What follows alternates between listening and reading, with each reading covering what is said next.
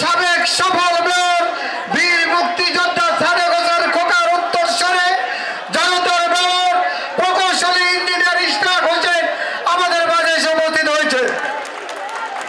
যে 31 দফার কর্মসূচি, যেটি আমাদের নেতা দেশনায়ক জনাব তারেক রহমান আরও 2 বছর আগে প্রায় 60টি দলের সাথে আলাপ আলোচনার মাধ্যমে দিয়েছিলেন।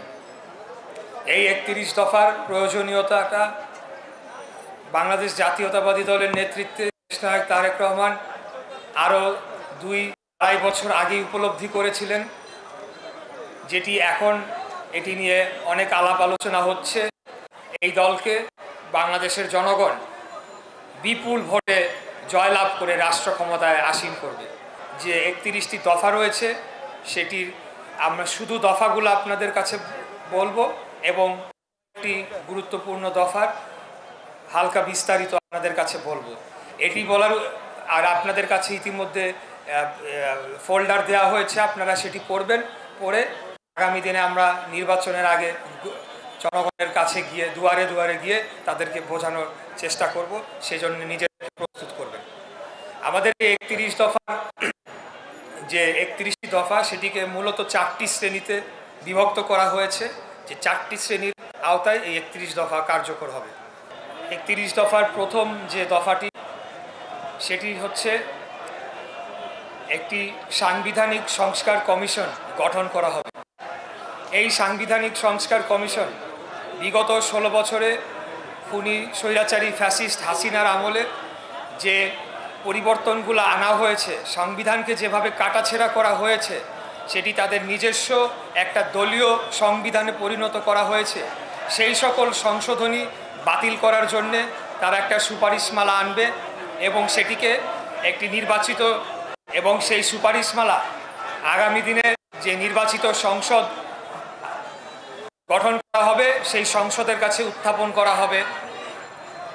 এই সংবিধান সংস্কার কমিশন যে সংবিধানকে যেভাবে কাটাছেঁড়া করা হয়েছে সেগুলোকে পরিবর্তন করার জন্য একটা সুপারিশমালা দিবে এবং সেটিকে আগামী সংসদে উত্থাপন করা হবে পরিবর্তনের জন্য। এবং আপনারা জানেন যে একটি গণভোটের যে ব্যবস্থা ছিল আমাদের সংবিধানে অতীতে, যেটিকে বাতিল করা হয়েছিল, সেটিকে পুনর্প্রবর্তন করার জন্যে এই সাংবিধানিক সংস্কার কমিশনের মাধ্যমে সুপারিশমালা গঠন করে সংসদে পাঠানো হবে। এটি হলো আমাদের দফা 1। দফা 2, একটি সম্প্রীতিমূলক সমন্বিত রাষ্ট্রসত্তা তথা রেইনবো নেশন প্রতিষ্ঠা ও ন্যাশনাল রিকনসিলিয়েশন কমিশন অথবা জাতীয় সমন্বয় কমিশন, এটিকে গঠন করা হবে। হিংসা ও প্রতিশোধের রাজনীতি, আপনারা জানেন যে প্রতিহিংসার রাজনীতি, প্রতিশোধের রাজনীতি বাংলাদেশের যে আমাদের যে রাজনৈতিক ইতিহাস, সেটি অত্যন্ত একটি কলঙ্কময় এবং প্রতিহিংসামূলক রাজনীতি চর্চা হয়ে আসছে। কিন্তু আমরা চাই আগামী দিনে বাংলাদেশের সকল ভেদাভেদ ভুলে আমরা সকলেই বাংলাদেশি নাগরিক হিসেবে আমাদের রাজনৈতিক মতপার্থক্য থাকতে পারে, কিন্তু সেটি আমাদের যাতে শত্রুতায় পরিণত না হয়, প্রতিহিংসায় পরিণত না হয়, সেটার জন্য একটি কার্যকরী কমিশন গঠন করা হবে। যেই ন্যাশনাল রিকনসিলিয়েশন কমিশনের মাধ্যমে অতীতে যারা কথার কথা আওয়ামী লীগের সাথে জড়িত ছিল, আওয়ামী লীগের নীরব ভোটার ছিল, নীরব সমর্থক ছিল, কিন্তু আওয়ামী লীগের লুটপাট, গুম, খুন, হত্যার সাথে জড়িত ছিল না, তাদেরকে যাতে আমরা পুনর্বাসন করতে পারি, সেটির প্রক্রিয়া করার জন্যে এই ন্যাশনাল রিকনসিলিয়েশন কমিশন যেটি বলা হচ্ছে, সেটিকে গঠন করা হবে। অর্থাৎ বাংলাদেশ জাতীয়তাবাদী দল আগামী দিনে কোনো প্রতিশোধ না নিয়ে বাংলাদেশে শান্তি প্রতিষ্ঠা করতে চায়, সেটি এই দ্বিতীয় দফায় বলা হয়েছে। আমাদের দফা 3, নির্বাচনকালীন দল নিরপেক্ষ তত্ত্বাবধায়ক সরকার ব্যবস্থা পুনর্প্রবর্তন। এটি আমার মনে হয় খুব সহজে আমরা বুঝতে পারছি। আপনারা জানেন যে নির্বাচনকালীন সময়ে একটি নিরপেক্ষ নির্দলীয় তত্ত্বাবধায়ক সরকার ব্যবস্থার বিধান চালু ছিল এবং আজকের যে সংকটটি তৈরি হয়েছে, এটি তৈরি হয়েছে যখন 2011 সালে স্বৈরাচারী খুনি হাসিনা তার একক সিদ্ধান্তে এই তত্ত্বাবধায়ক সরকার ব্যবস্থাটি বাতিল করে। সেটিকে বলা হচ্ছে 3 নম্বর দফায় যে এটিকে স্থায়ীভাবে পুনর্প্রবর্তন করা হবে। রাষ্ট্রীয় ক্ষমতা ভারসাম্য নিশ্চিত করার লক্ষ্যে আইনসভা, নির্বাহী বিভাগ ও বিচার বিভাগের ক্ষমতা, দায়িত্ব ও কর্তব্যের সমন্বয় করা হবে। আপনারা জানেন যে ইতিপূর্বে বাংলাদেশকে এক ব্যক্তির এক রাষ্ট্রে পরিণত করা হয়েছিল, যেটি ৭৫ সাল পর্যন্ত, ৭১ থেকে ৭৫ করা হয়েছিল এক নেতার এক দেশ এক দল, সেরকম একটি ব্যবস্থায় নিয়ে যাওয়া হয়েছিল। সেখানে রাষ্ট্র, সরকার এবং বিচার বিভাগ এর মধ্যে কোনো পার্থক্য না করে সব কিছুকে এক করে ফেলা হয়েছিল। আমরা সেটির থেকে পরিবর্তন ঘটিয়ে রাষ্ট্রকে রাষ্ট্রের জায়গায় নিয়ে যেতে চাই, কারণ রাষ্ট্র হলো স্থায়ী আর সরকার হলো অস্থায়ী। সরকার আসবে যাবে, পরিবর্তনযোগ্য, রাষ্ট্র রাষ্ট্রের জায়গায় রয়ে যাবে। প্রশাসনিক যে কাঠামো যেটির মাধ্যমে রাষ্ট্রকে পরিচালনা করা হয় সেটিও স্থায়ী। আর বিচার বিভাগ তার মতো নিরপেক্ষভাবে বাংলাদেশের জনগণকে ন্যায় বিচার দেওয়ার জন্যে তারা নিরপেক্ষভাবে কাজ করে যাবে। সেটিকেও আগামী দিনে আমাদের এই দফায় বলা হচ্ছে, ৪ নম্বর দফায় সেটিকে প্রতিষ্ঠা করা হবে। ৫ নম্বর দফা ৫, প্রধানমন্ত্রী দায়িত্ব পালনের সময়সীমা নির্ধারণ। আপনারা ইতিমধ্যেই জানেন, এটি ব্যাপক আলোচিত হয়েছে। আমাদের নেতা দেশনায়ক জনাব তারেক রহমান, ওনার মুখ থেকেই প্রথম এটি এসেছে, যেটি আমি মনে করি যে কোনো রাজনীতিবিদদের পক্ষ থেকে আসা, রাজনীতিবিদের মুখ থেকে আসায় অত্যন্ত বিরল একটি ঘটনা, যে পরপর 2 মেয়াদের বেশি কেউ প্রধানমন্ত্রী দায়িত্ব পালন করতে পারবেন না। কারণ যখন এক ব্যক্তি তার দায়িত্ব পালনের কোনো সময়সীমা নির্ধারণ না করা থাকে, যখন সে অনির্ধারিত সময়ের জন্যে তার দায়িত্ব পালন করতে পারে, যেটি ইতিপূর্বে হয়েছে, তখন সে স্বৈরাচারী, সে স্বেচ্ছাচারী হয়ে ওঠে।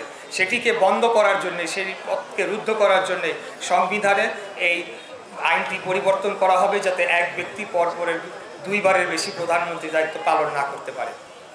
দফা 6, আইনসভায় উচ্চকক্ষের প্রবর্তন। বিদ্যমান সংসদীয় ব্যবস্থাকে আরও কার্যকর ও শক্তিশালী করার জন্য রাষ্ট্র পরিচালনায় বিশেষজ্ঞ জ্ঞান ও অভিজ্ঞতা অন্তর্ভুক্তির লক্ষ্যে প্রথিতযশা ও অভিজ্ঞতা সমৃদ্ধ শিক্ষাবিদ, রাষ্ট্রবিজ্ঞানী, সমাজবিজ্ঞানী, পেশাজীবী, রাজনীতিবিদ, সামাজিক ও সাংস্কৃতিক সঙ্গীতাঙ্গনের প্রতিনিধিদের সমন্বয়ে জাতীয় সংসদে আইনসভার উচ্চকক্ষ প্রবর্তন করা হবে। আপনারা জানেন যে আমাদের যে বাংলাদেশের যে গতানুগতিক যে রাজনীতিক পরিবেশ, সেখানে অনেক ব্যক্তিরা রয়েছেন, অনেক জ্ঞানীগুণী ব্যক্তিরা রয়েছে, যাদের পক্ষে আসলে নির্বাচন করে সংসদে যাওয়া সম্ভব নয়। সেই রাজনৈতিক মাঠ বা সেই রাজনৈতিক পরিস্থিতি বিরাজমান নয়, কিন্তু তাদের যে জ্ঞান, তাদের যে অভিজ্ঞতা, সেটিকে যদি আমরা রাষ্ট্র পরিচালনার কাজে লাগাতে পারি, তাহলে বাংলাদেশ উপকৃত হবে। সেই ব্যবস্থাটি করার জন্যে আগামী দিনে বাংলাদেশের সংসদে একটি উচ্চকক্ষ গঠন করা হবে। সেখানে বিভিন্ন সমাজের জ্ঞানীগুণী ব্যক্তিদেরকে জায়গা করে দেওয়া হবে, যাতে তারাও সংসদে দাঁড়িয়ে জনগণের কথা বলতে পারে, রাষ্ট্রের কথা বলতে পারে এবং আমাদের বাংলাদেশকে উন্নয়নের জন্য তারা কাজ করতে পারে। দফা 7, সংবিধানের 70 অনুচ্ছেদ সংশোধন। আমি মনে করি এটি অত্যন্ত গুরুত্বপূর্ণ একটি সংশোধনী হবে। আপনারা জানেন যে বর্তমানে সংবিধানের যে 70 অনুচ্ছেদ রয়েছে, সেখানে বলা হচ্ছে যে সরকারি দলের যে কোনো সিদ্ধান্তে বিরুদ্ধে গিয়ে কোনো সেই দলের নির্বাচিত সংসদ সদস্য তার মতামত দিতে পারবে না। অর্থাৎ যদি একটা জনগণের বিষয়ে কোনো আলোচনা হয়, সেখানে সম্পূর্ণ নিরপেক্ষভাবে একটি সরকারি দলের সংসদ সদস্যের পক্ষে তার দলের বিরুদ্ধে গিয়ে, সিদ্ধান্তের বিরুদ্ধে গিয়ে মতামত প্রদর্শন করার সুযোগ থাকবে না। থাকলে তার সংসদ সদস্য পদটি চলে যাবে। এই ব্যাপারে একটি বলা হচ্ছে যে এটিকে সংশোধনী করা হবে, যে কয়েকটি বিষয়, যেমন রাষ্ট্রীয় নিরাপত্তার বিষয়, আস্থা ভোট, অর্থ বিল এবং সংবিধান সংশোধন বিল, এই যাবতীয় জিনিস বাদে অন্য যে কোনো বিষয়ে আলাপ আলোচনার মাধ্যমে প্রত্যেকটি সংসদ সদস্য তার নিরপেক্ষ মতামত প্রদান করতে পারবে, যদি সেটি জনস্বার্থে হয় এবং তার দলের বিরুদ্ধে গিয়েও হয়। সেই সুযোগটি রাখা হবে যদি সংবিধানের 70 অনুচ্ছেদ সংশোধন করা হয়। এটি আমাদের দফা নম্বর 7-এ বলা হচ্ছে। দফা 8, নির্বাচন কমিশন ও নির্বাচনী ব্যবস্থার সংস্কার এবং সংশ্লিষ্ট আইন ও বিধি সংশোধন। এটি খুব স্পষ্ট যে আগামী দিনে যাতে সুষ্ঠু, নিরপেক্ষ, অংশগ্রহণমূলক এবং স্বচ্ছ নির্বাচন অনুষ্ঠান করা যায় সেই লক্ষ্যে সেই আলোকে আইন সংশোধন করে নির্বাচন কমিশন গঠন করা হবে। এবং যে নির্বাচন কমিশনার নিয়োগের একটি কালো আইন তৈরি করেছিল 2022 সালে বিগত পতিত স্বৈরাচারী আওয়ামী লীগ, সেটিকে বাতিল করে নতুনভাবে এই আইনটি করা হবে। দফা 9, স্বচ্ছতা নিশ্চিতকরণে সকল রাষ্ট্রীয় সাংবিধানিক ও সংবিধিবদ্ধ প্রতিষ্ঠানের পুনর্গঠন। এখানে বলা হচ্ছে যে আমাদের যে রাষ্ট্রীয় এবং সংবিধিবদ্ধ যে সকল প্রতিষ্ঠানগুলি রয়েছে, যেমন ধরেন আপনার মানবাধিকার কমিশন, যেমন ধরেন তথ্য কমিশন, যেমন নির্বাচন কমিশন, এইরকম কিছু কমিশন রয়েছে যারা সম্পূর্ণ নিরপেক্ষভাবে তারা সাংবিধানিক প্রতিষ্ঠান, তাদের কোনো সরকারের পক্ষে তাদের উপরে হস্তক্ষেপ করার কোনো সুযোগ থাকার কথা নয়, তারা নিরপেক্ষভাবে কাজ করবে। কিন্তু আমরা বিগত 16 বছরে দেখেছি স্বৈরাচারী খুনি ফ্যাসিস্ট হাসিনা আমলে সব ধরনের সংবিধিবদ্ধ এবং সাংবিধানিক প্রতিষ্ঠানকে সম্পূর্ণ ধ্বংস করে ফেলা হয়েছে এবং তার দলীয় ব্যক্তিদেরকে, তার দলকানা, তার বিগত দিনে ছাত্রলীগ আওয়ামী লীগ করা ব্যক্তিদেরকে সেই সকল জায়গায় বসানো হয়েছে এবং বসানোর মাধ্যমে যে রাষ্ট্র কাঠামো সেটিকে সম্পূর্ণরূপে ধ্বংস করে ফেলা হয়েছিল সেটিকেই পরিবর্তন করা হবে এবং এটির যাতে পুনরাবৃত্তি না ঘটে সেটি নিশ্চিত করা হবে। দফা 10, জুডিশিয়াল কমিশন গঠন, সুপ্রিম জুডিশিয়াল কাউন্সিল পুনর্প্রবর্তন ও সংবিধানের আলোকে বিচারপতি নিয়োগ আইন প্রণয়ন। বিচার বিভাগের সম্পূর্ণ নিরপেক্ষতা এটিকে প্রতিষ্ঠা করার জন্য একটি জুডিশিয়াল কমিশন গঠন করা হবে এবং কোনো বিচারপতিকে যদি অভিশংসন করতে হয়, অর্থাৎ কোনো বিচারপতিকে যদি কোনো অভিযোগের দায়ে বরখাস্ত করতে হয়, সেটির জন্যে সুপ্রিম জুডিশিয়াল কাউন্সিলের মাধ্যমে সেটি করা হবে। সেই আইনটি ইতিমধ্যেই আমাদের সংবিধানে রয়েছে, সেটিকে বাতিল করা হয়েছিল, সেটিকে পুনর্প্রবর্তন করা হবে। এর মাধ্যমে যা হবে সেটি হচ্ছে সরকারের কোনো হস্তক্ষেপ, বিচার বিভাগের উপরে সরাসরি কোনো হস্তক্ষেপ, সেটিকে রোধ করা হবে এবং বিচার বিভাগের অধীনে একটি আলাদা সচিবালয় তৈরি করা হবে, যেটি সাচিবিক যে দাপ্তরিক যে কার্যক্রম সেটি বিচার বিভাগকে দিবে। তাহলে পরে যে এখন আমরা বিগত দিনে দেখেছি যে আইন মন্ত্রণালয় আইনমন্ত্রী টেলিফোন করে করে রায় লিখে দিতেছে, বলে দিচ্ছে, সেসব যাতে আর না হয়, সরকার আর বিচার বিভাগ যাতে একসাথে মানে তালগোল পাকিয়ে মিলিয়ে ফেলা না হয়, সেটিকে রোধ করা হবে। দফা 11, প্রশাসনিক সংস্কার কমিশন গঠন। আপনারা জানেন যে রাষ্ট্রের যে প্রশাসন রয়েছে, এই প্রশাসন হচ্ছে জনগণের সেবক। তাদেরকে আমরা জনগণের ট্যাক্সের টাকায় আমরা দিয়ে চাকুরিতে রেখেছি, বেতন ভাতা দিচ্ছি, সুযোগ সুবিধা দিচ্ছি আমাদেরকে সার্ভিস দেওয়ার জন্য, আমাদেরকে সেবা দেওয়ার জন্য। সেটা হোক পুলিশ প্রশাসন, তারা আমাদেরকে নিরাপত্তা দিবে, সেটা হোক অন্য যে কোনো সরকারি সংস্থা। কিন্তু আমরা লক্ষ্য করেছি বিশেষ করে গত 16 বছরে খুনি হাসিনার আমলে প্রশাসনিক ছিল রাজা, তারা দেশের রাজার মতো আচরণ করেছে, সাধারণ জনগণের উপরে দমন পীড়ন নির্যাতন ঘুষ বাণিজ্য থেকে শুরু করে সকল প্রকার অত্যাচার করেছে। এই সকল কিছুকে পরিবর্তন করার জন্য একটি প্রশাসনিক সংস্কার কমিশন গঠন করা হবে, যারা সুনির্দিষ্ট একটি নীতিমালা, একটি সুপারিশমালা এবং সংসদে সেটি পাশ করার জন্য কার্যকরী পদক্ষেপ নেওয়া হবে। মিডিয়া কমিশন গঠন। আপনারা এটিও জানেন যে মিডিয়া হলো রাষ্ট্রের যদি 3টা মূল স্তম্ভ হয়ে থাকে, তাহলে চতুর্থ স্তম্ভ হিসেবে ধরা হয় সমাজের যে নানা অসঙ্গতি, নানা যে দুর্নীতি, নানা যে অপরাধ, সেগুলা উদ্ঘাটন হয়ে থাকে। কিন্তু বিগত 16 বছরে দেখা গিয়েছে যে খুনি হাসিনা তার অনুগত মাফিয়াদেরকে এই মিডিয়ার লাইসেন্স দিয়েছে এবং মিডিয়ার কণ্ঠ রোধ করে গলা টিপে হত্যা করেছে। অনেক মিডিয়া যারা কথা বলার চেষ্টা করেছে তাদেরকে বন্ধ করে দেওয়া হয়েছে, তাদের মালিকানা পরিবর্তন করে ফেলা হয়েছে এবং যেই সকল মাফিয়া গোষ্ঠী, যেই সকল কর্পোরেট গ্রুপ এই ফ্যাসিবাদকে কায়েম করে রাখার জন্যে, প্রতিষ্ঠা করে রাখার জন্যে তারা কার্যকর ভূমিকা পালন করছে, তাদেরকে মিডিয়ার লাইসেন্স দেওয়া হয়েছে সরকারের দালালি করার জন্য, সরকারের গুণগান করার জন্য। অতএব এই সকল বিষয় নিয়ে একটা পরিবর্তন আনা দরকার।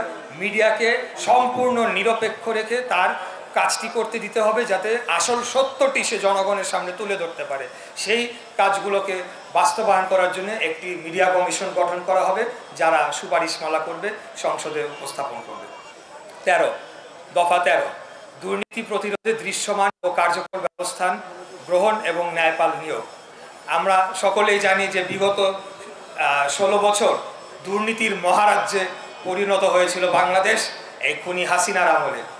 হাসিনা এবং এই শেখ পরিবার এবং তাদের আত্মীয় স্বজন এবং আওয়ামী লীগের যে নেতা মন্ত্রী এমপিরা, তারা শত শত হাজার হাজার কোটিও না, 30 লক্ষ হাজার কোটি টাকা বাংলাদেশের জনগণের অর্থ সম্পদ সেটিকে পাচার করে লুটপাট করে বিদেশে নিয়ে গিয়েছে। এগুলাকে রোধ করতে হবে এবং এই সকল কিছুকে তাদেরকে বিচারের আওতায় আনা হবে। সে যত বড় মাফিয়া দস্যু হোক না কেন, এখনও অনেকে রয়েছে এই দস্যুদের সকলকে ধরা হয় নাই। বাংলাদেশ জাতীয়তাবাদী দল আগামী দিনে রাষ্ট্র ক্ষমতায় আসলে এদের দুর্নীতির শ্বেতপত্র প্রকাশ করা হবে, এদের বিরুদ্ধে যথাযথ আইনি পদক্ষেপ নেওয়া হবে এবং তাদেরকে কারাগারে নিক্ষেপ করে তাদেরকে বিচারের আওতায় এনে তাদের শাস্তি নিশ্চিত করা হবে। এটি আমাদের এই দফায় বলা হচ্ছে। দফা 14 সর্বস্তরে আইনের শাসন ও মানবাধিকার প্রতিষ্ঠা। এটি সহজেই অনুমেয় যে এখানে কি বলা হচ্ছে। আমরা আইনের শাসনকে প্রত্যেকটি স্তরে স্তরে আমরা আইনের শাসন প্রতিষ্ঠা করতে চাই এবং মানবাধিকার এটিকে আপনারা জানেন যে কিভাবে লঙ্ঘিত করা হয়েছে বিগত 16 বছরে। মানুষকে মানুষ মনে করা হয় নাই। এভাবে যেভাবে যে গুমের ঘটনা ঘটেছে, যেভাবে খুনের ঘটনা, ক্রস ফায়ারের ঘটনা ঘটেছে, আমরা এমনও দেখেছি আমাদের নেতা পুলিশের হ্যান্ডকাফ পরিহিত অবস্থায় তাদের গুলিবিদ্ধ লাশ পাওয়া গিয়েছে 14 সালের নির্বাচনের আগে। কি বিভৎস 7 বছর 8 বছর একটা ছোট ঘরের মধ্যে বন্দি করে রাখা হয়েছে। এই সকল কিছু আর কোনোদিনও যাতে কোনো সরকার এটিকে আবার পুনরাবৃত্তি না ঘটাতে পারে সেটি নিশ্চিত করা হবে। বাংলাদেশে ইউনিভার্সাল হিউম্যান রাইটস চার্টার, যেটি জাতিসংঘের নীতিমালা রয়েছে, সেটির আলোকে বাংলাদেশে প্রত্যেকটি নাগরিকের যে মানবাধিকার সেটিকে নিশ্চিত করা হবে। এটি এই দফায় মূল বিষয়। অর্থনৈতিক সংস্কার কমিশন গঠন। এখানে বলা হচ্ছে যে অর্থনৈতিক ন্যায় বিচার নিশ্চিত করার লক্ষ্যে বিশিষ্ট অর্থনীতিবিদ, অভিজ্ঞ ব্যাংকার, পুঁজিবাজার ও বিনিয়োগ বিশেষজ্ঞ, কর্পোরেট প্রতিনিধি সমূহের প্রতিনিধি, অর্থ প্রশাসনে অভিজ্ঞ ব্যক্তিদের সমন্বয়ে অর্থনৈতিক সংস্কার কমিশন গঠন করা হবে। এই সংস্কার কমিশনের মূল উদ্দেশ্য ধনী এবং গরিবের মধ্যে যে ব্যাপক বৈষম্য তৈরি হয়েছে, যে বিশাল ফারাক তৈরি হয়েছে, এখানে দেখা গিয়েছে কিছু ব্যক্তির হাতে, রাষ্ট্রের 2% ব্যক্তির হাতে 98% যে সম্পদ সেটি চলে গিয়েছে, লক্ষ লক্ষ হাজার কোটি টাকার মালিক হয়েছে। আর কেউ কেউ রয়েছে দিনে 12 ঘন্টা, 14 ঘন্টা, 17 ঘন্টা কাজ করেও 5,000 টাকা বেতন পায়, 6,000 টাকা বেতন পায়। এই সকল যে বৈষম্য সেটিকে কিভাবে একটা দীর্ঘমেয়াদে বৈষম্য কমিয়ে আনা যায় এবং রাষ্ট্রের যে সম্পদ সেটি সুষম বন্টন করা যায়, সেটিকে বাস্তবায়ন করার লক্ষ্যে এই অর্থনৈতিক সংস্কার কমিশন গঠন করা হবে, যারা সুনির্দিষ্ট সুপারিশমালা দিবে, সেটিকে সংসদে উপস্থাপন করা হবে। ধর্মীয় স্বাধীনতার সর্বোচ্চ নিরাপত্তা এবং নিশ্চয়তা প্রদান করা হবে। দফা 17 মুদ্রাস্ফীতি বিবেচনায় শ্রমের ন্যায্য মজুরি নিশ্চিত করা হবে। এখানে যে কথাটি বলা হচ্ছে যে আপনারা দেখবেন যে মূল্যস্ফীতি এবং মুদ্রাস্ফীতির কারণে কিন্তু দিনে দিনে যারা দরিদ্র তারা আরও দরিদ্র হচ্ছে, কারণ জিনিসপত্রের দাম বেড়ে যাচ্ছে, তার বেতন তো বাড়ছে না, মজুরি তো বাড়ছে না। তো এখানে আমরা যে জিনিসটি বলছি সেটি হচ্ছে যে মুদ্রাস্ফীতি বিবেচনায় রেখে পরিবর্তনীয় মূল্যভিত্তিক শ্রমের ন্যায্য পারিশ্রমিক নিশ্চিত করা হবে, প্রাইস ইন্ডেক্স বেস।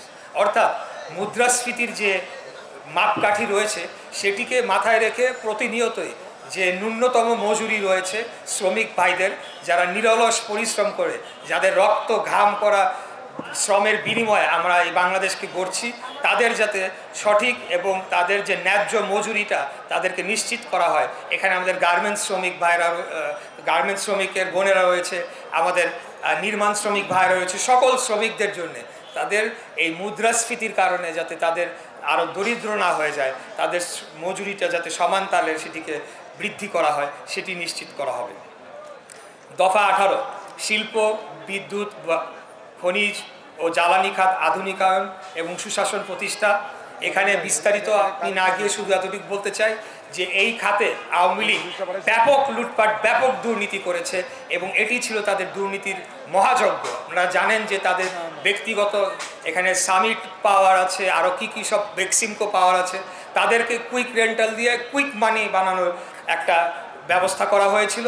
সেখানে আমরা বিদ্যুৎ আমরা ব্যবহার করি বা না করি, কিন্তু তাদেরকে বিপুল পরিমাণে অর্থ, সেটি ডলারে আমাদেরকে প্রতি বছর সেই মূল্য পরিশোধ করতে হয়েছে। এমনকি সেটি এখনও পর্যন্ত আমাদেরকে করে যেতে হচ্ছে। সেটা নিয়ে আমাদের যে আগামী দিনে এই পুরা খাতটাকে একটা সংস্কারের আওতায় আনা হবে, যাতে জ্বালানির আমাদের যে নিজস্ব যে মজুদ রয়েছে সেটির সঠিক ব্যবহার নিশ্চিত হয় এবং জনগণের অর্থের বিনিময়ে যে জ্বালানি আনা হবে সেটির যাতে সঠিকভাবে নিশ্চিত করা হয়। আরেকটি বিষয় যেটি আমরা জোর দিব সেটি হচ্ছে যে নবায়নযোগ্য এবং শুদ্ধ জ্বালানি ক্ষেত্রে আমাদের কিভাবে আমাদের ধীরে ধীরে আমরা সেই দিকে ট্রানজিশন করতে পারি সেটি আমাদের নিশ্চিত করা হবে। দফা 19, জাতীয় স্বার্থের অগ্রাধিকার নিশ্চিত করে বৈদেশিক সম্পর্ক উন্নয়ন। এটি একেবারে দিনের মতো পরিষ্কার। এই দফাটি আপনারা জানেন যে খুনি হাসিনা তার অবৈধ ক্ষমতাকে টিকিয়ে রাখার জন্যে ভারতের কাছে সে বাংলাদেশকে বিক্রি করে দিয়েছে। সে অনেকগুলা 50 বা 60টির অধিক চুক্তি করেছে, যেগুলো এখন পর্যন্ত আমরা জানি না। কিন্তু বাংলাদেশের আইন অনুযায়ী প্রত্যেকটি চুক্তি জনগণের সামনে উপস্থাপন করতে হবে, সংসদে উপস্থাপন করে আলাপ আলোচনার ভিত্তিতে সেগুলোকে পাশ করতে হবে। তার কোনোটি করা হয় নাই। এইসব অসম চুক্তির মাধ্যমে বোঝা যায় যে বাংলাদেশ একটি স্বাধীন রাষ্ট্র ছিল না, একটা নতজানু রাষ্ট্রে পরিণত হয়েছিল। সেখান থেকে উত্তরণ ঘটিয়ে বাংলাদেশ যে একটা স্বাধীন সার্বভৌম রাষ্ট্র, তার নিজস্ব সক্ষমতা রয়েছে, সে তার রাষ্ট্র স্বার্থ সবার আগে বিবেচনায় রেখে, তার জনগণের স্বার্থ সবার আগে বিবেচনায় রেখে সে সিদ্ধান্ত নিতে পারে, সেটি নিশ্চিত করা হবে। এবং বৈদেশিক সম্পর্ক তৈরির ক্ষেত্রেও সেটিকেই অগ্রাধিকার দেওয়া হবে, আমাদের বাংলাদেশ এবং বাংলাদেশের জনগণের স্বার্থ সবার আগে। প্রতিরক্ষা বাহিনীকে সকল বিতর্কের ঊর্ধ্বে রাখা হবে। আপনারা জানেন যে প্রতিরক্ষা বাহিনীর সদস্যদেরকে দিয়ে বিগত দিনে এই খুনি হাসিনা সে গুম খুন এই ধরনের কর্মকাণ্ড করিয়েছে। সেটি ওখান থেকে র্যাবে নিয়ে এসে র্যাবের মাধ্যমে তারা এই কর্মকাণ্ডগুলি করেছে। করে আমাদের যে প্রতিরক্ষা বাহিনী, যারা আমাদের দেশের গর্ব, যাদের দায়িত্ব হচ্ছে দেশকে রক্ষা করা, তাদেরকে বিতর্কিত করেছে, সেখানে দলীয়করণ করেছে। সেই জিনিসটিকে বন্ধ করা হবে এবং এটির যাতে পুনরাবৃত্তি না ঘটে সেজন্যে প্রতিরক্ষা বাহিনীকে সকল বিতর্কের ঊর্ধ্বে রাখা হবে। 21, দফা 21, বিকেন্দ্রীকরণের লক্ষ্যে স্থানীয় সরকার প্রতিষ্ঠানগুলো স্বশাসিত ও ক্ষমতাবান করা। এই বিষয়ে আমার একটু বলতেই হবে, কারণ যেহেতু আমি বিগত দিনে ঢাকা দক্ষিণ থেকে মেয়র নির্বাচন করেছিলাম এবং যখন আমি মেয়র নির্বাচন করি তখনও আমাদের নেতা দেশনায়ক জনাব তারেক রহমান, ওনার সাথে আমার একক এই বিষয়ে আলাপ আলোচনা হয়েছে যে বাংলাদেশ জাতীয়তাবাদী দল যদি রাষ্ট্র ক্ষমতায় যায় তাহলে যে স্থানীয় সরকারকে কিভাবে শক্তিশালী করা যায়। কারণ স্থানীয় সরকারের মাধ্যমে মানুষের দোরগোড়ায় পৌঁছানো সম্ভব, তাদের যে সেবা সেটি দোরগোড়ায় নিয়ে যাওয়া সম্ভব। যেমন আমাদের ঢাকার ক্ষেত্রে যদি বলি, ঢাকা দক্ষিণ সিটি কর্পোরেশন অনেক সীমাবদ্ধতার মধ্যে কাজ করতে হয়। এখানে প্রায় 7টি মন্ত্রণালয় এই ঢাকার ভিতরে তারা ইন্ডিপেন্ডেন্টলি তারা কাজ করে, যেটির কারণে সমন্বয়ের একটা সমস্যা দেখা দেয়। আমরা সেটিকে দূর করতে চাই। আমরা একটা সমন্বিত নগর ব্যবস্থা আমরা প্রণয়ন করতে চাই।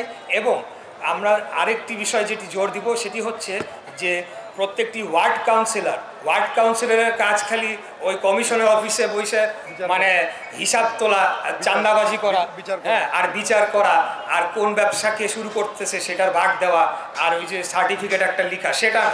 ওয়ার্ড কমিশনারদেরকে শিক্ষিত হতে হবে, তাদেরকে প্রপারলি তার এলাকার উন্নয়নের জন্য তাদেরকে প্রয়োজনে প্রশিক্ষণ দেওয়া হবে এবং তাদেরকে ক্ষমতা দেওয়া হবে এবং তাদেরকে সেই বাজেট বরাদ্দ ক্ষমতা সকল কিছু দেওয়া হবে, যাতে সকল কিছু সিটি কর্পোরেশনের মেয়র কেন্দ্রিক না হয়। একজন ওয়ার্ড কমিশনার যাতে স্থানীয়ভাবে তার এলাকার উন্নয়ন বলেন, তার এলাকার সামাজিক সমস্যাগুলো বলেন, সেগুলোকে দূর করার জন্যে সে কাজ করতে পারে, সেই ধরনের ব্যবস্থা আমরা করব ইনশাআল্লাহ। দফা নম্বর 22, শহীদ মুক্তিযোদ্ধাদের রাষ্ট্রীয় মর্যাদা ও স্বীকৃতি প্রদান করা হবে। এখানে সঠিকভাবে মুক্তিযোদ্ধাদের একটা তালিকা, আসল এবং সঠিক তালিকা প্রণয়ন করে সেটিকে স্বীকৃতি দেওয়া হবে এবং যথাযথ মর্যাদা দেওয়া হবে। ওই হাসিনার মতো সার্টিফিকেট বিলাইলাম, জন্মই হয় না 71 সালে, কিন্তু মুক্তিযোদ্ধার সার্টিফিকেট নিয়ে ঘুরে রাষ্ট্রীয় সুযোগ সুবিধা নিচ্ছে, সেগুলোকে বন্ধ করার জন্য এই দফাটি। দফা 23, আধুনিক ও যুগোপযোগী যুব উন্নয়ন নীতিমালা প্রণয়ন করা হবে। এটা খুব সহজেই অনুমেয়। এখানে কি বলা হচ্ছে যে প্রথমত একটা গুরুত্বপূর্ণ বিষয়, যারা শিক্ষিত বেকার, অর্থাৎ যারা শিক্ষা প্রতিষ্ঠান থেকে শিক্ষা লাভ করে পরবর্তী সময় বেকার থাকবে, তাদেরকে 1 বছর পর্যন্ত একটি ভাতা দেওয়া হবে, যাতে করে তারা কর্মসংস্থান করার জন্য তারা যখন বিভিন্ন জায়গায় যাবে, দৌড়াদৌড়ি করবে, অফিসে যাবে, চাকরির জন্য আবেদন করবে, তাদেরকে যাতে পরিবারের কাছে ছোট না হতে হয়। তাদের বাস ভাড়ার জন্য তো কটা টাকা লাগে, পকেটে একটা চাকরি খুঁজতে গেলেও তো টাকা লাগে, সেটার জন্য বেকার ভাতা 1 বছর পর্যন্ত অথবা তাদের কর্মসংস্থান না হওয়া পর্যন্ত বেকার ভাতা দেওয়া হবে। এবং অন্যান্য যুবকদের তাদের কে কর্মদক্ষ করে তোলার জন্য, তাদেরকে কর্মক্ষম করে তোলার জন্য বিভিন্ন ধরনের স্কিল ডেভেলপমেন্ট অথবা কর্মশালা অথবা আপনার প্রশিক্ষণের বিভিন্ন কার্যক্রম হাতে নেওয়া হবে। 24, আমি মনে করি যে এই 31 দফার মধ্যে যদি সবচেয়ে গুরুত্বপূর্ণ কিছু হয়ে থাকে আমার মতে, সেটি হচ্ছে দফা নম্বর 24, নারীর মর্যাদা, সুরক্ষা ও ক্ষমতায়নে যথাযথ পদক্ষেপ গ্রহণ করা হবে। আমরা বলতে চাই, আমি ব্যক্তিগতভাবে এই বিষয়টি বলতে চাই যে নারীরা আমাদের গর্ভধাত্রী মা, আমাদেরকে তারা লালন পালন করে বড় করেছেন এবং আমাদের যে সার্বিক যে আমাদের যে সামাজিক অবস্থা, সেখানে নারীরা যে পরিশ্রম করেন প্রতিনিয়ত, তারা যেভাবে গৃহিণীর যে দায়িত্বটুকু পালন করেন, আমরা সব সময় তাদেরকে সেই মর্যাদাটুকু দিতে পারি না, সেই সম্মানটুকু দিতে পারি না। এবং আমাদের যে প্রচলিত সমাজ ব্যবস্থা, বিশেষ করে প্রান্তিক পর্যায়ে, সেখানে দেখা গিয়েছে যে নারীকে অনেক সময় নিষ্পেষণের শিকার হতে হয়, নির্যাতনের শিকার করতে হয়। তার যে ক্ষমতাটুকু, তার যে নাগরিক হিসেবে তার কতটুকু কর্তৃত্ব রয়েছে, সেটি সম্পর্কে তার ধারণাই থাকে না। সেগুলোকে পরিবর্তন করার জন্য নতুন করে নীতিমালা প্রণয়ন করা হবে এবং প্রয়োজনে আইন করে বাধ্যতামূলক করা হবে সেই নীতিমালা, যাতে কার্যকর করা হয়, নারীদের অধিকার নিশ্চিত করা হয়। এবং আরেকটি বিষয় যেটি আমাদের নেতা দেশনায়ক জনাব তারেক রহমান বলেছেন, যে প্রত্যেকটি পরিবার, বিশেষ করে দরিদ্র পরিবারকে একটি করে ফ্যামিলি কার্ড দেওয়া হবে, যেই ফ্যামিলি কার্ডের মাধ্যমে একটি বরাদ্দ প্রতি মাসে সেই পরিবারের প্রতি থাকবে। এখানে চাল, ডাল, তেল, নুন সহ নিত্য প্রয়োজনীয় দ্রব্য থাকতে পারে এবং একটা আর্থিক বরাদ্দ থাকতে পারে। এই ফ্যামিলি কার্ডটি প্রত্যেকটি পরিবারের যে গৃহিণী রয়েছে শুধু তার নামে দেওয়া হবে, যাতে এটা যথাযথ প্রয়োগ হয়, যথাযথ ব্যবহার হয়, পরিবারের কাজেই সেটিকে ব্যবহার করা হয়, সেটি নিশ্চিত করার জন্যই এটি করা হবে। দফা 25, চাহিদা ও জ্ঞান ভিত্তিক শিক্ষা ব্যবস্থা বাস্তবায়নের মাধ্যমে ভবিষ্যতের চ্যালেঞ্জ মোকাবেলায় সক্ষম শিক্ষিত জনগোষ্ঠী গড়ে তোলা। এটি খুবই একটা স্বাভাবিক একটা বিষয়। একটা জাতি তখনই উন্নত হবে, তখনই সে পৃথিবীর যে কাঠামো রয়েছে সেখানে তার মর্যাদাকে সে উচ্চতায় নিয়ে যেতে পারবে, যখন তার মেধা এবং তার যে শিক্ষিত জনগোষ্ঠীর যে পরিমাণ সেটি বৃদ্ধি পাবে। অর্থাৎ শিক্ষায় সকল কিছু, মেধায় সকল কিছু, এটিকে মাথায় রেখে আগামী দিনে আমাদের শিক্ষা ব্যবস্থাকে ঢেলে সাজানো হবে। ওই হাসিনার মতো কয়টা বিল্ডিং বানায় দেখায় দিলাম যে আমরা শিক্ষা ব্যবস্থা উন্নয়ন করছি, কিন্তু ভিতরে আসলে কি হচ্ছে কেউ জানে না, সেই ধরনের উন্নয়ন না। আমরা শিক্ষার মান, শিক্ষাক্রম, শিক্ষার কারিকুলাম, পাঠ্যপুস্তক, সেগুলোকে উন্নয়ন করব। আমরা যারা শিক্ষকরা রয়েছেন তাদেরকে কিভাবে আরও ভালো শিক্ষক হিসেবে তৈরি করা যায়, সেই বিষয়ে আমরা কাজ করব। এবং জাতীয় বাজেটের 5% বরাদ্দ রাখা হবে শিক্ষার মান, শিক্ষা কার্যক্রমকে উন্নয়ন করার জন্য। দফা 26, সবার জন্য স্বাস্থ্য, এই নীতির বাস্তবায়ন করা হবে। এটিও ওই শিক্ষা ব্যবস্থার মতোই একটা ঘটনা। অনেক জায়গায় দেখবেন, বিশেষ করে বিভিন্ন ডিস্ট্রিক্টে বড় বড় বিল্ডিং, দালান বানানো হচ্ছে, কিন্তু আসলে ভিতরে স্বাস্থ্য দেওয়ার মতো কোনো ব্যবস্থাই রাখা হয় না।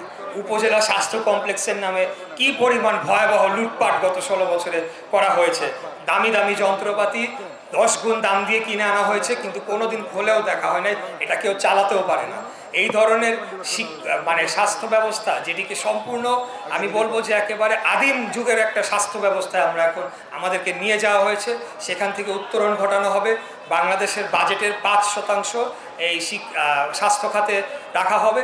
এবং আপনারা জানেন যে যুক্তরাজ্যে ন্যাশনাল হেলথ সার্ভিস বা NHS যে কাঠামোতে চলে, সেখানে সকলের জন্য, একটা বাংলাদেশের নাগরিক বা যে কোনো দেশের নাগরিকের জন্য, সকলের জন্য স্বাস্থ্য ব্যবস্থা নিশ্চিত করা রাষ্ট্রের দায়িত্ব। সেই আদলে একটা নীতিমালা প্রণয়ন করা হবে যে সবার জন্য বিনামূল্যে তারা যাতে সবচেয়ে ভালো স্বাস্থ্য সেবাটি পেতে পারে, সেটির জন্য হেলথ কার্ড সিস্টেমে বা NHS এর আদলে নতুন নীতিমালা প্রণয়ন করা হবে। দফা 27, কৃষকের উৎপাদন ও বিপণন সুরক্ষা দিয়ে কৃষি পণ্যের ন্যায্য মূল্য নিশ্চিত করা হবে।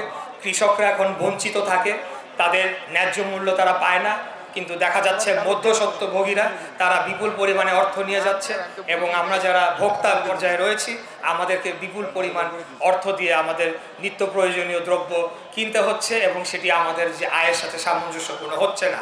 এই মধ্যস্বত্বভোগীদেরকে বিতাড়িত করা হবে এই সিস্টেম থেকে। কৃষক যাতে তার ন্যায্য মূল্য পায় সেটিকে নিশ্চিত করা হবে।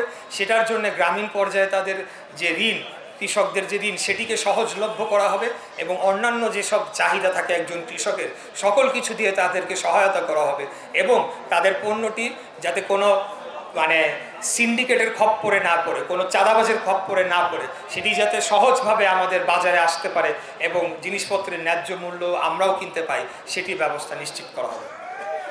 দফা 28, সড়ক, রেল, নৌপথের আধুনিকায়ন ও বহুমাত্রিক যোগাযোগ ব্যবস্থা প্রতিষ্ঠা। এখানে বাংলাদেশের যে ভূমি রয়েছে সেখানে সড়ক, রেল এবং নৌ তিনটি অত্যন্ত গুরুত্বপূর্ণ।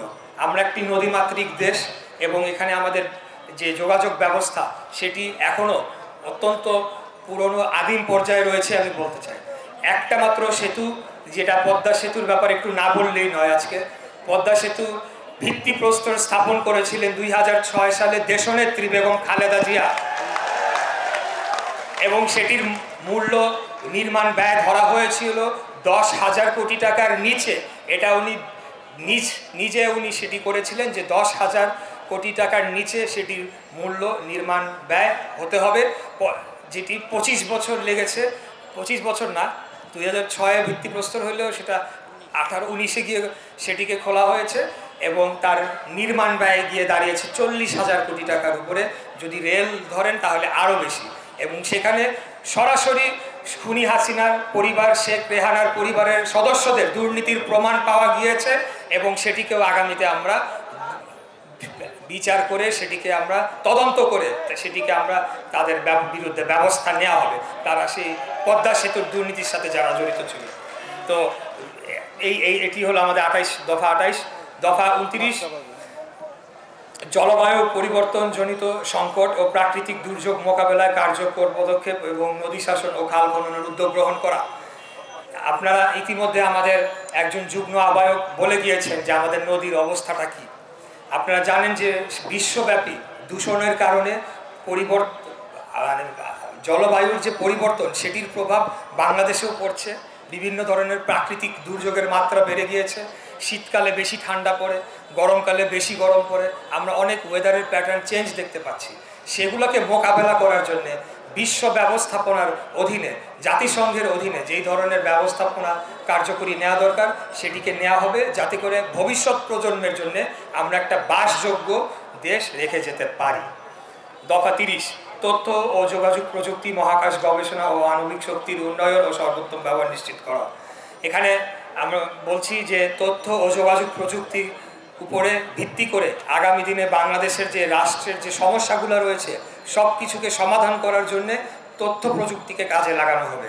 এই যে আমরা বললাম যে কৃষকদের যে সমস্যা, সেটি আমরা সমাধান করার জন্য আমরা তথ্য প্রযুক্তিকে কাজে লাগাতে পারি। রাস্তায় রাস্তায় যে বিভিন্ন সিন্ডিকেট চাঁদাবাজি হয় সেগুলোকে রোধ করার জন্য আমরা তথ্য প্রযুক্তিকে কাজে লাগাতে পারি। বিচার ব্যবস্থায় আমরা তথ্য প্রযুক্তিকে কাজে লাগাতে পারি।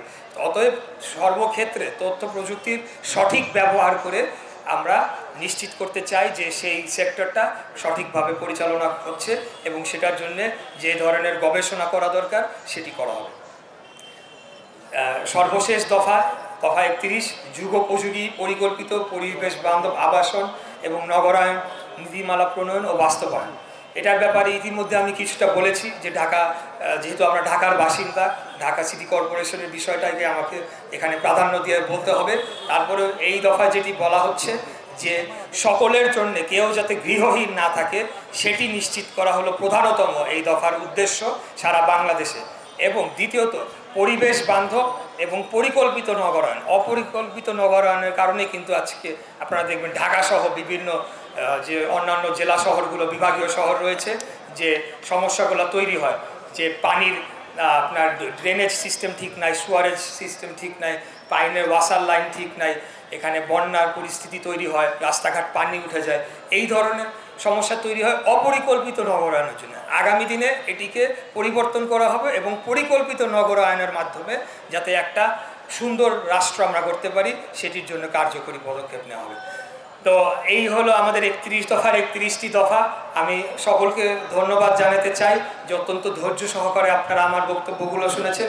বিশেষ করে আমাদের নেতা জনাব রফিকুল আলম মজনু, তিনি আজকে আমাকে একটু স্বাধীনতা দিয়েছেন বলতে চান। উনি বলেছেন যে আমি আমার মতো করে 31 দফাটা আপনাদের কাছে বিশ্লেষণ করি এবং শুধু যাতে এখান থেকে না পড়ি, যাতে আপনাদেরও বোঝার ক্ষেত্রে সেটি একটা সুবিধাজনক হয়। তো আপনাদেরকে আবারও ধন্যবাদ জানাতে চাই। ঐতিহাসিক বুড়িগঙ্গা নদীর তীরে আজকে দেশনায়ক জনাব তারেক রহমানের নির্দেশে আমরা এই কর্মশালাটি সফলভাবে সম্পন্ন করতে পারছি, সেটার জন্য সবাইকে ধন্যবাদ জানিয়ে আগামী দিনে আবার আপনাদের সাথে দেখা হবে সেই আহ্বান জানিয়ে আপনাদের থেকে বিদায় নিচ্ছি। খোদাফেজ। বাংলাদেশ জিন্দাবাদ, বাংলাদেশ জাতীয়তাবাদী দল জিন্দাবাদ, শহীদ রাষ্ট্রপতি জিয়া রহমান অমর, দেশনেত্রী বেগম খালেদা জিয়া জিন্দাবাদ, আমাদের প্রাণপ্রিয় নেতা জনাব দেশনায়ক তারেক রহমান জিন্দাবাদ, জিন্দাবাদ, জিন্দাবাদ। আসসালামু আলাইকুম।